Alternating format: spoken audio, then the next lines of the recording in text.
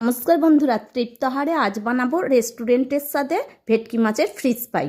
এর জন্য কিছু বাটনা আমি বেটে নিলাম।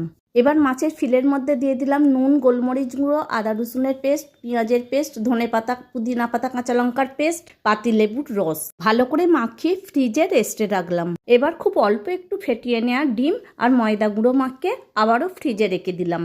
ম্যারিনেট করার পর প্রায় 1.5-2 ঘন্টার মতন ফ্রিজে রেখে দিয়েছিলাম।